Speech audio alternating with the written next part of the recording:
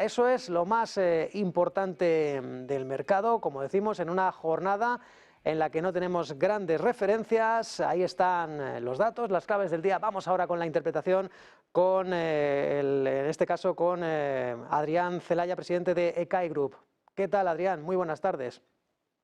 Hola, ¿qué tal? Encantado de estar con vosotros. Bueno, en este caso tenemos que hablar de otra de esas claves del día. Hemos tenido hace apenas unos minutos, ha terminado esa rueda de prensa del portavoz del ejército, en este caso el portavoz del ejército de Israel, David Mencer. No sé si has podido seguir el portavoz del gobierno israelí, perdona, no sé si has podido seguir esa comparecencia de Mencer. ¿Qué es lo que crees que puede pasar esta semana entre Israel, Irán, por supuesto Hamás y Hezbollah, habida cuenta de que las tensiones geopolíticas siguen en aumento, incluso también los fines de semana? Sí, vamos a ver. Claro, estamos en un momento clave y esto lo sabemos desde hace aproximadamente un año, que las espadas, digamos, estaban en alto y había de alguna forma una estrategia soterrada de escalada del conflicto y con el reloj puesto, por un lado, con la evolución del conflicto en Ucrania y por otro lado, a las elecciones presidenciales, que ya las tenemos a la vuelta de la esquina, ¿no? en un par de semanas, ¿no? Entonces, bueno, es un momento propicio para que esa escalada que se estaba de alguna forma preparando estalle, ¿no? Y esto es lo que hace especialmente peligrosa la situación. La decisión clave en este momento es evidente que se tiene que tomar en Israel, en el gobierno de Israel, o quizás de forma conjunta entre el gobierno de Israel y el gobierno de Estados Unidos. Hay que ser conscientes que, sobre todo, Israel como país tiene ahora un reto y una amenaza impresionante detrás de esta decisión, ¿no?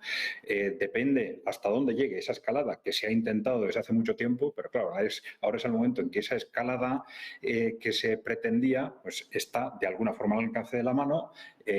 Irán, con el último ataque, pues de alguna forma proporcionó el pretexto que se buscaba, pero ahora viene, digamos, la hora de la verdad. En una hora en la que si Israel da continuidad o es consecuente con esa estrategia de escalada y realiza un ataque, digamos, muy agresivo, pues se arriesga a una respuesta, en principio, de Irán también muy dura, que lleve a esa escalada que puede poner en peligro el propio futuro de Israel como país.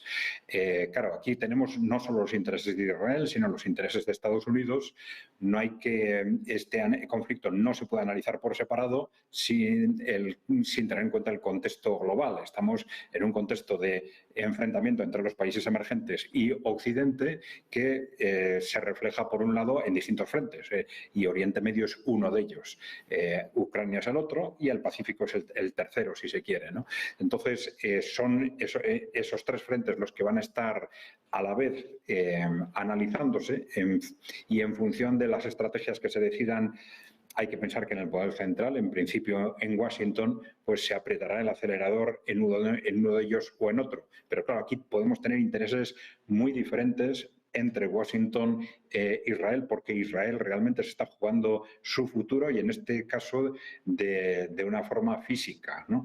En estos casos siempre hay una cierta incógnita sobre hasta dónde llega realmente la capacidad militar de uno u otro país, en este caso de Israel o de Irán, ¿no?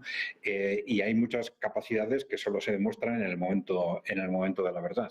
Pero sí podemos llegar fácilmente a la conclusión de que Irán tiene la capacidad de destruir Israel. En el último ataque dejó claro que puede llegar a cualquier punto de Israel con sus misiles y tiene capacidad de cargar esos misiles de tal forma que Israel quede destruido si el ataque que ahora realiza Israel es, vamos a decir, desproporcionado.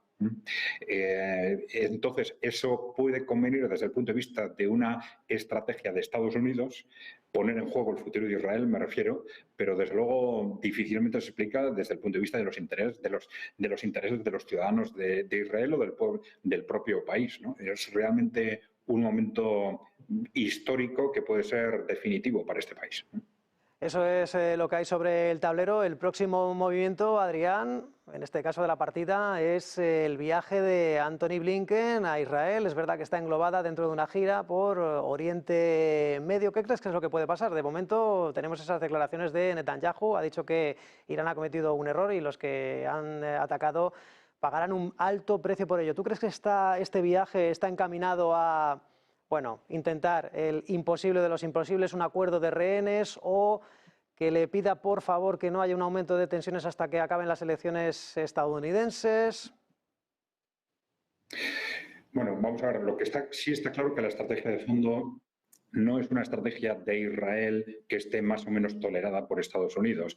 Estados Unidos, a pesar de que el gobierno de Estados Unidos ha intentado mantener constantemente una imagen de moderación durante el último año, pero eran imágenes o mensajes de moderación que se compartían muchas veces los mismos días con incrementos en las ayudas financieras o en las entregas de armamento a Israel. Está claro que hay esa estrategia de, digamos, de hacer frente al movimiento de los países emergentes es realmente la más importante y la más decisiva. Y entonces ahí puede haber digamos, una doble estrategia temporal, ¿no? Como tú has dicho, ¿no? Que esté desde el punto de vista de cómo se valore el impacto de las elecciones presidenciales y, sobre todo, esto puede ser muy importante, cómo se valore el periodo entre la elección presidencial del 5 de noviembre y la toma de posesión el 20 de enero.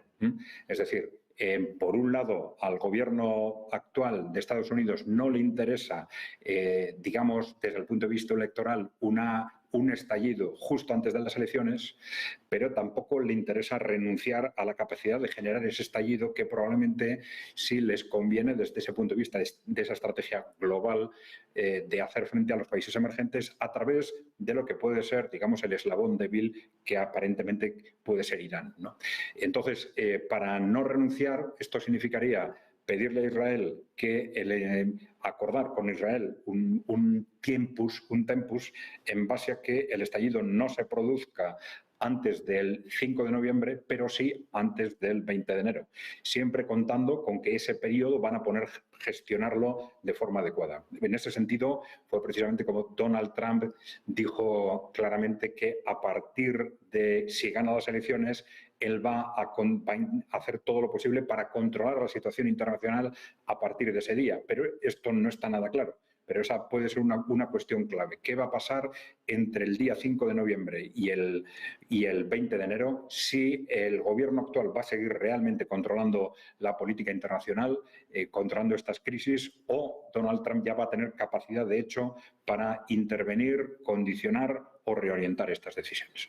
Cabría interpretar de tus palabras, Adrián, que a Israel le vendría mejor una Kamala Harris en la Casa Blanca, que hubiera, digamos, cierta condescendencia con la administración demócrata para con Israel, antes que, en este caso, Donald Trump, que, bueno, pues ha prodigado o proclamado a los cuatro vientos que, bueno, que acabará la paz en el mundo. Por supuesto que también acabará, en este caso, las tensiones en Oriente Medio, porque, bueno, pues presume de una capacidad negociadora que no tienen otros. La pregunta es sencilla: ¿le viene mejor Harris o Trump a Netanyahu? Sí, la pregunta es sencilla, pero la pregunta del millón, ¿no? Porque es la gran incógnita en este momento, si se quiere, de la geopolítica, ¿no? Claro, Donald Trump es una figura muy contradictoria y efectivamente ha asegurado que si gana las elecciones él va a asegurar la paz, pero a la vez, en este momento, en su propia campaña, está animando a Israel a que ataque, ¿no? Entonces, no se sabe muy bien todo esto a qué coordenadas realmente va a responder, qué es lo que responde exclusivamente al contexto de campaña. Su primer mandato fue extraordinariamente contradictorio en el ámbito de la política internacional. Las cosas han cambiado mucho, tanto dentro de Estados Unidos como en el contexto internacional.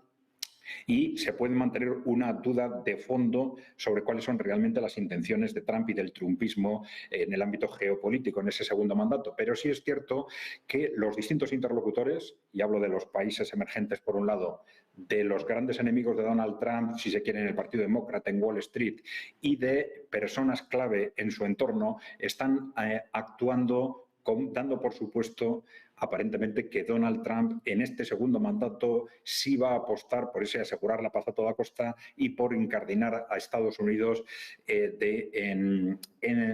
digamos, en centrarse en sus propios retos de una forma compatible con ese proyecto de mundo multipolar por el que están apostando Rusia y China. Y cuando hablo de su entorno, me refiero, por un lado, a los neoconservadores, digamos, más agresivos del Partido Republicano, ¿no?, como Bolton o Cheney, que se han desmarcado de la campaña de Trump, y Cheney claramente apostando a favor de Harris, y en sentido contrario de personas claves del Partido Demócrata, pero con una posición claramente anti-oligárquica, como Tulsi Gabbard o Robert Kennedy, que al contrario se han desmarcado de la campaña demócrata para apoyar de forma rotunda la candidatura de Donald Trump. Entonces, todo esto parece que nos crea un contexto, esta gente tiene que tener información de primera mano, nos crea un contexto en el que parece lo lógico pensar que efectivamente un segundo mandato de Donald Trump iría en esta dirección de asegurar la paz a toda costa, y esto es lo que puede mover los distintos agentes a actuar de una u otra forma de aquí al 5 de noviembre y de aquí al 20 de enero. Pues sin lugar a dudas, Israel será clave en las elecciones estadounidenses y a su vez el presidente o presidenta de Estados Unidos va a ser clave en Israel. Adrián Celaya, EKAI Group, gracias y feliz tarde. Muy bien, gracias a vosotros.